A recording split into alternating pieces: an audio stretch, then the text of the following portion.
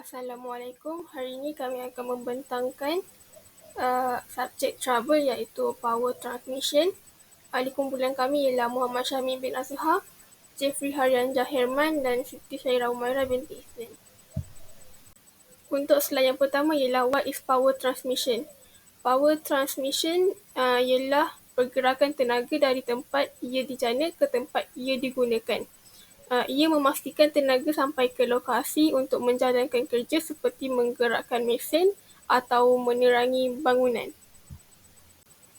Untuk slide yang seterusnya ialah types of drive mechanism. Yang pertama ialah gear drive. Gear drive ni bahagian berputar bergerigi yang menghantar torque dengan bersambung pada gear lain. Yang kedua ialah chain drive. Maksudnya pemasangan rantai, iaitu rantai adalah siri pautan logam yang digunakan untuk menghantar kuasa pada mesin. Yang ketiga ialah belt drive, iaitu pemasangan tali sawat.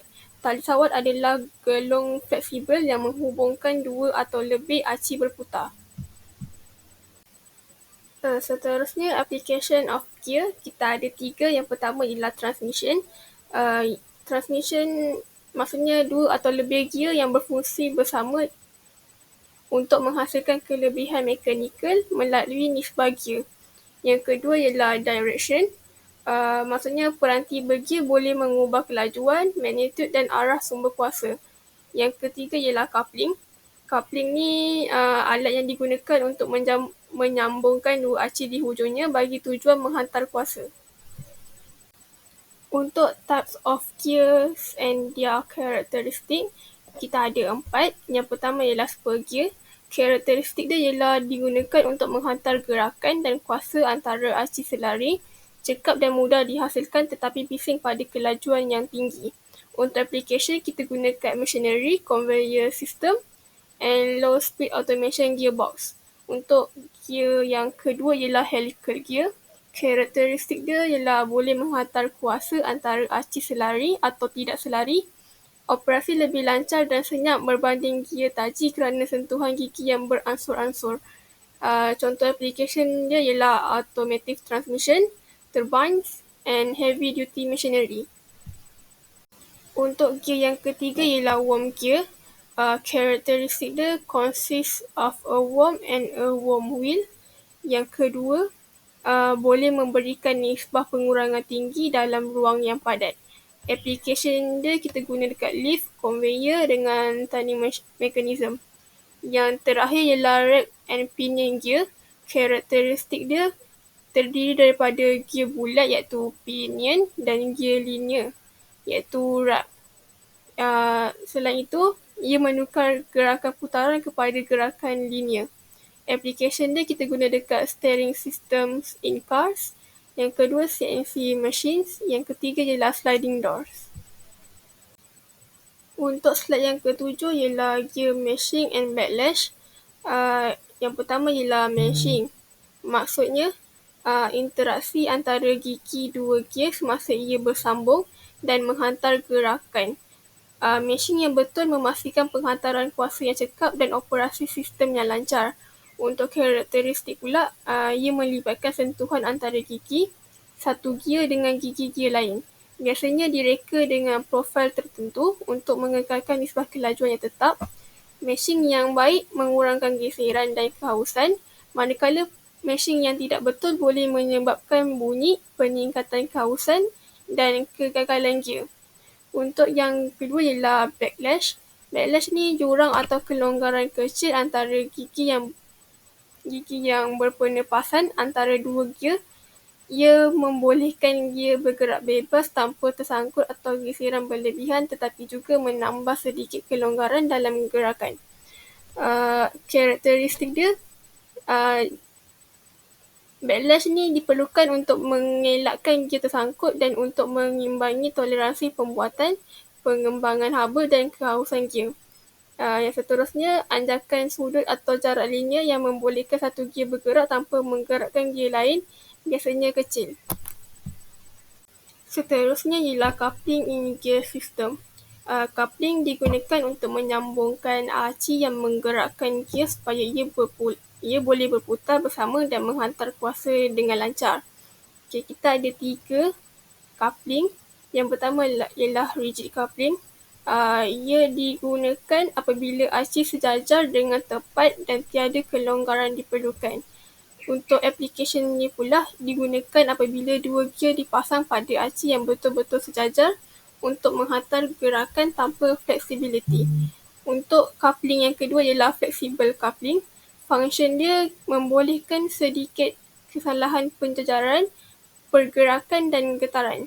Untuk application dalam gear system digunakan apabila aci gear tidak sejajar sempurna atau untuk menyerap getaran supaya gear tidak rosak.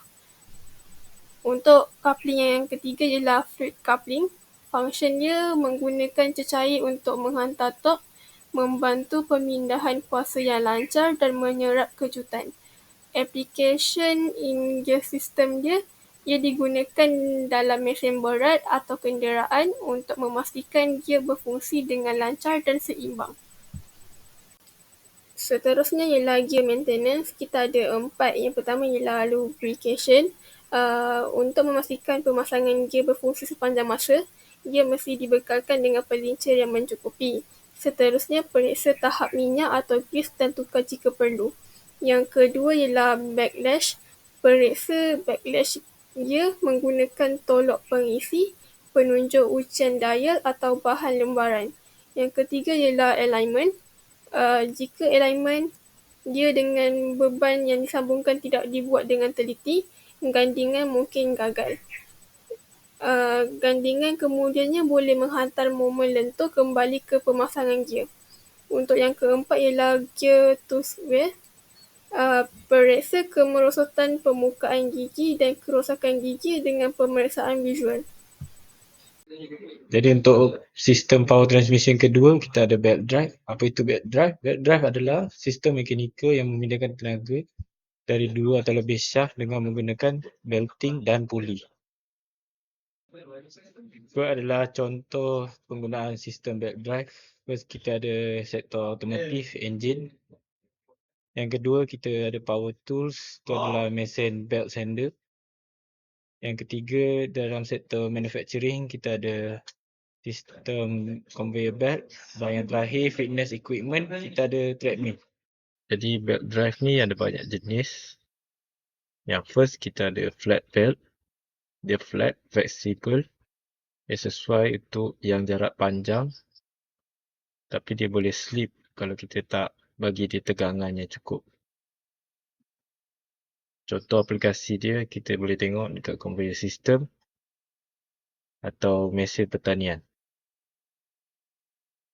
Belt drive kedua, kita ada round belt. Dia bulat, stretchy. Dia bagus untuk penggunaan torque rendah dan kerja belajar tinggi. Contoh aplikasi dia adalah 3D printer dan record player. Untuk yang ketiga, kita ada V-belt. Bentuk dia wedge shape atau dia bentuk taper. Dia boleh bagi grip yang tinggi. Dia sangat efisien untuk jarak pendek sampai medium. Biasa kita guna dia dekat enjin kereta atau sistem hatchback atau juga dikenali sebagai heating, ventilation and air conditioning. Untuk yang keempat, kita ada multi-groove belt. Karakteristik dia, bergerigi. Design dia untuk mencegah slip. Dia juga boleh bagi timing yang tepat. Biasa kita boleh jumpa dia dekat camshaft engine dan printer. Untuk yang kelima dan terakhir, kita ada rib belt. Karakteristik dia rib, dia bergaris, dia telah rusuk. Dia boleh bagi grip yang lagi baik dan juga fleksibel kat tempat-tempat yang sempit dan dia boleh bagi smooth operation. Biasa kita guna dekat alternator kereta dan power steering. Ni adalah beberapa poin yang kita perlu tekankan bila kita guna sistem belting. First, kita ada belt tension. Definition dia adalah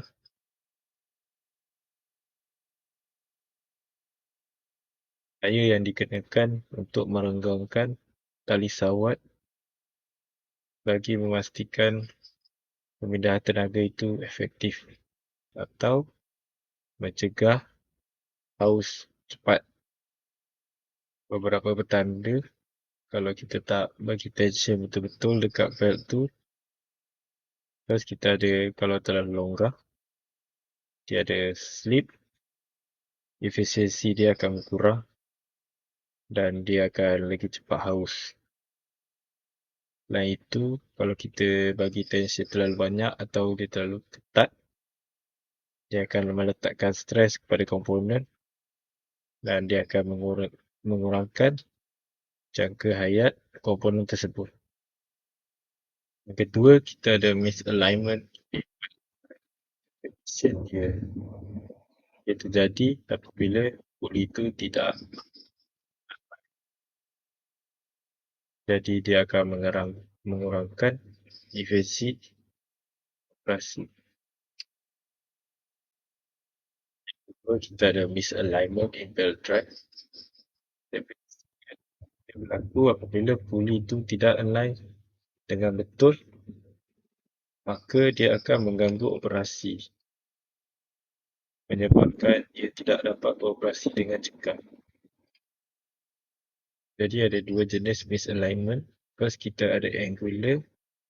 Angular maksudnya puli dia ada angle. Yang kedua, kita ada parallel misalignment. Dia selari tapi dia lari sikit.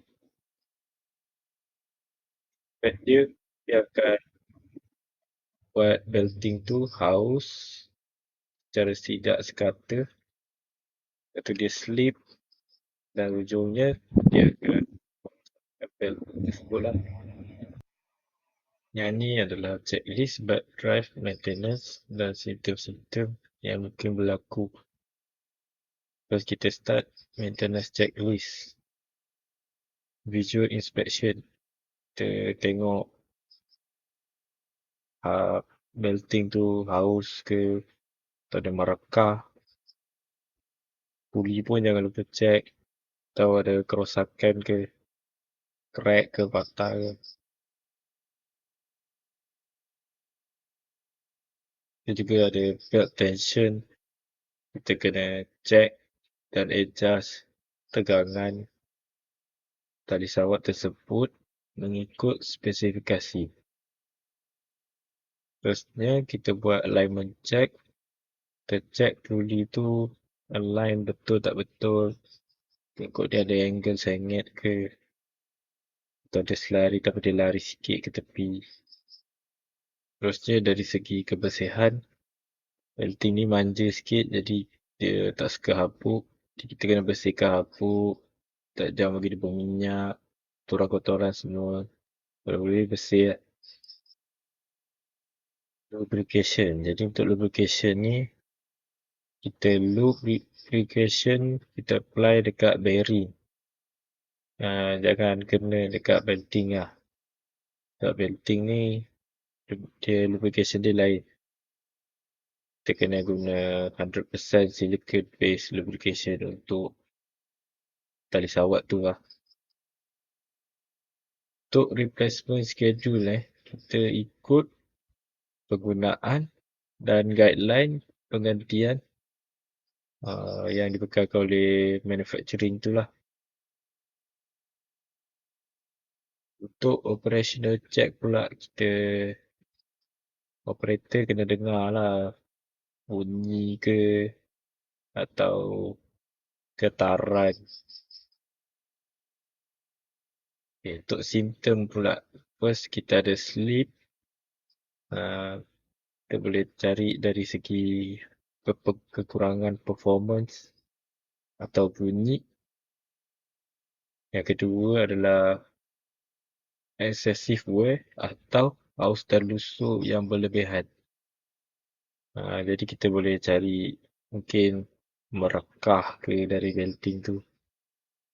Ketiga, kita ada dari segi bunyi. Kita kena dengar bunyi mencicit macam bunyi tikus ke atau macam dia tengah grind something ke. Terusnya kita ada vibration. Jadi getaran yang lebih daripada biasa lah.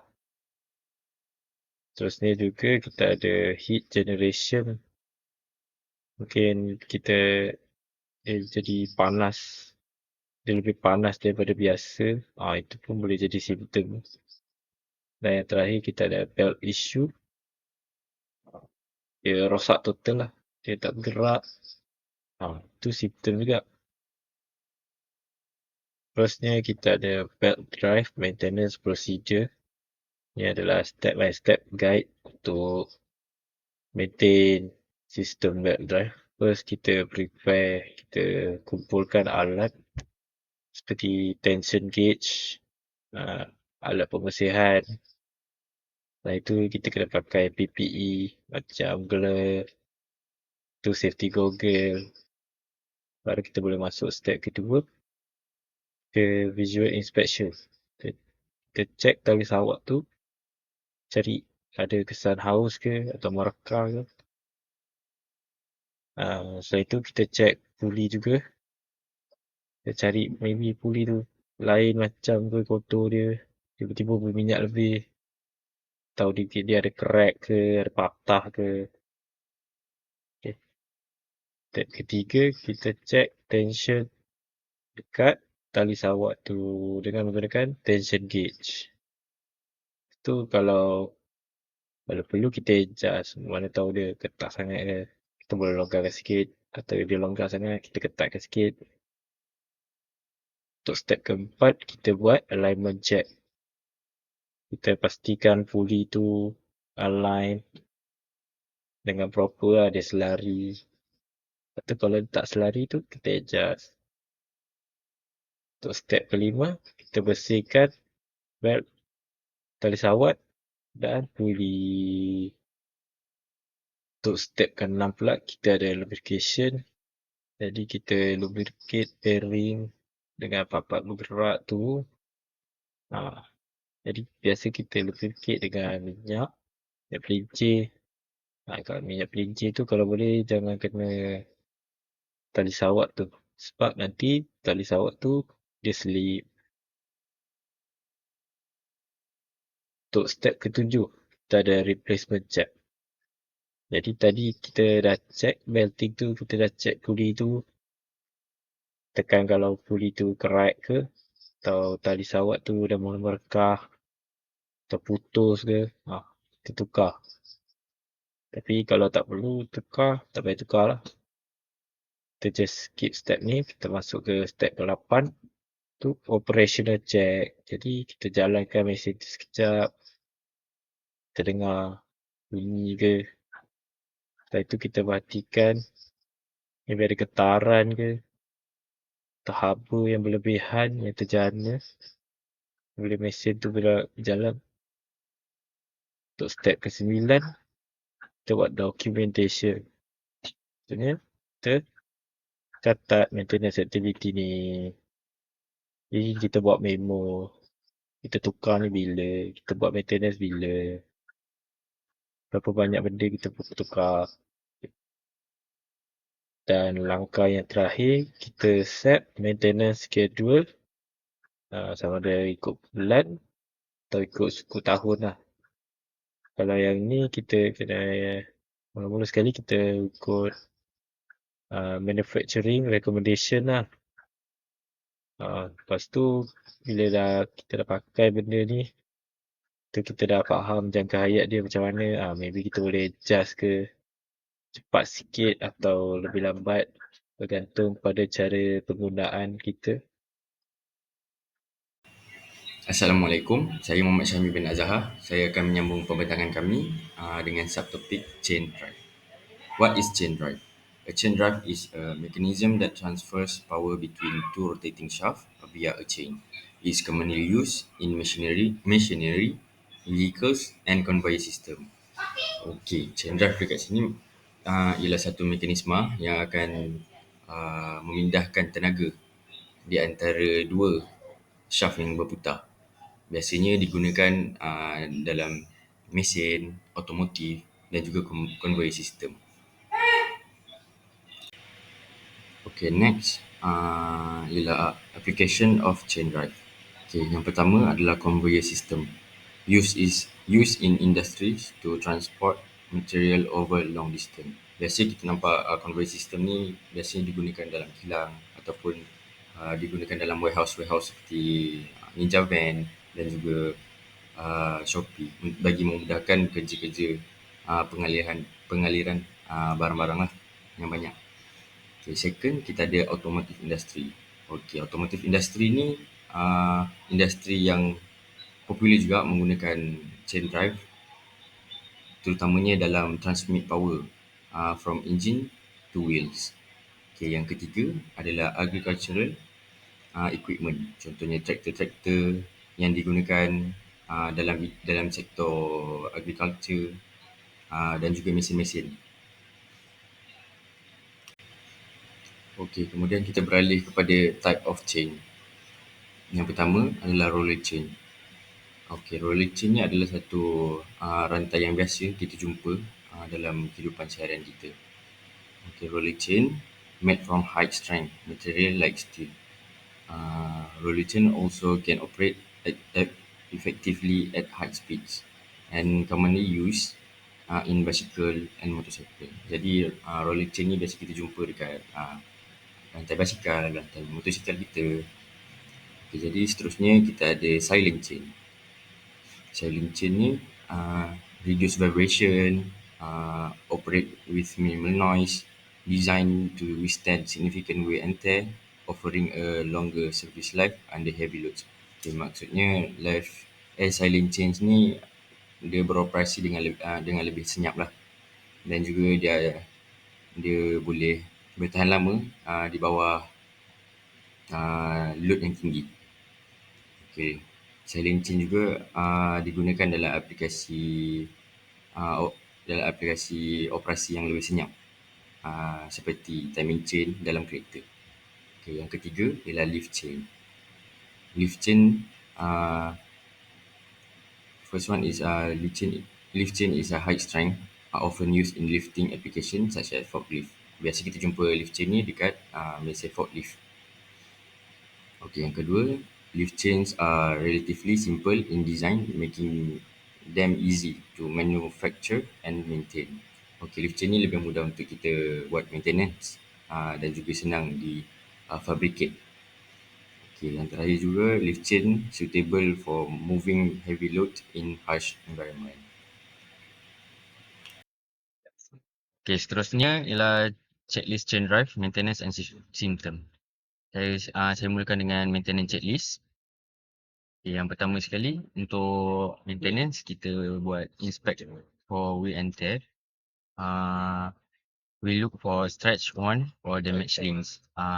Maksud dia kita inspect keadaan rantai tersebut, sama ada kesan haus ataupun ada apa-apa kesan damage pada rantai tersebut. Kemudian kita lubricate.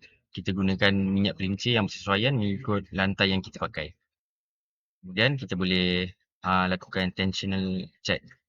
Kita pastikan rantai kita tidak terlampau kendur atau tidak terlampau tegak. Terusnya kita ada alignment check. Kita pastikan rantai dengan sprocket kita align lah, supaya apa-apa rotating part tidak gelung ataupun tidak berputar secara tidak normal. Dan akhir sekali kita ada regular cleaning di mana kita remove kotoran dan juga minyak pelincir yang lama daripada rantai kita. Kemudian kita ada common symptom of malfunction. Kita ada 3 point. First point is excessive noise or vibration. Second, visible rust or corrosion. Dan last sekali kita ada difficulty in rotating the chain smoothly.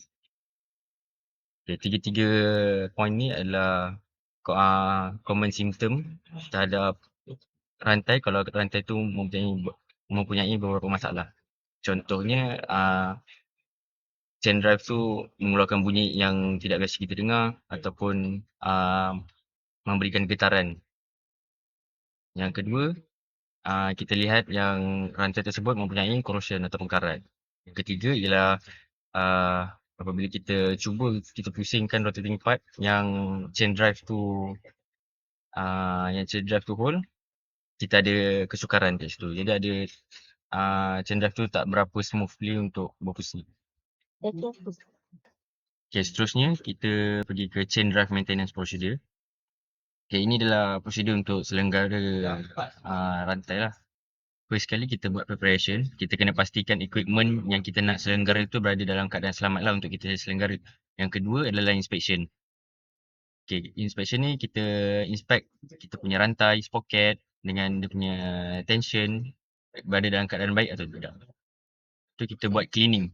Biasanya kita gunakan berus ataupun compressed air untuk remove kotoran dan juga lubricant lama pada rantai tersebut. Kemudian kita apply lubricant atau kita letakkan minyak pelincir yang baru mengikut kesesuaian rantai yang kita pakai. Kemudian kita buat adjustment of tension. Kita adjust mula dia punya ketegangan rantai tersebut. Tak boleh terlampau kendur, tidak boleh terlampau tegang. Kemudian kita reassembly. Kalau kita ada buat apa-apa buka atau pasang, letakkan semua komponen yang kita buka dalam satu tempat untuk memudahkan kerja-kerja pemasangan balik. Dan last sekali, test run. Kita cuba uji rantai tersebut dengan pusingkan rotating part.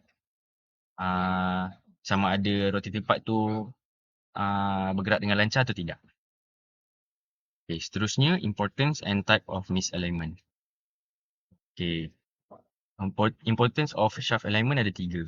Yang pertama, dapat mengurangkan risiko shaft untuk haus. Yang kedua, untuk mengelakkan shaft untuk berbunyi bising dan juga getaran yang tidak diingini untuk berlaku. Di mana kedua-dua perkara ini akan menyebabkan damage pada masa akan datang. Dan yang terakhir adalah meningkatkan lifespan ataupun efisiensi sesebuah sistem mekanikal. Okay, seterusnya saya beralih kepada type of misalignment. Ada 3 types. Yang pertama adalah parallel misalignment ataupun offset. Okay. Parallel misalignment ni shaft parallel but not collinear. Maksudnya shaft selari tetapi dia tidak dalam satu garisan lurus. Kemudian kita ada angular misalignment. Shaft at an angle to each other. Dan yang terakhir kita ada combination misalignment. Di mana parallel misalignment dan angular misalignment berada ada dalam satu masa yang sama. Next, reverse dial indicator method. Okay, what is the reverse dial indicator method?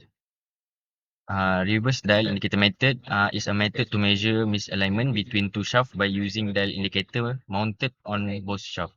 Bermaksud method ini digunakan untuk mengira misalignment yang berlaku antara dua shaft yang berpusing. Jadi, saya akan terangkan step by step macam mana kita nak gunakan reverse dial indicator method. Okay, yang pertama, attach the dial indicator to the shaft. Yang kedua, set indicator to 0 at a reference point. Yang ketiga, rotate the shaft and record readings at different position. Contohnya 0 degree, 90 degree, 180 degree ataupun 270 degree. Terusnya, use the reading to calculate the offset and angular misalignment. Okay, daripada calculation yang kita buat, kita dah dapat tahu berapa banyak angular dan juga offset daripada misalignment tersebut. Jadi, kita next to the step, move the equipment based on calculation to correct alignment. Okay, and yang terakhir adalah run the indicator again to ensure alignment is within acceptable limit.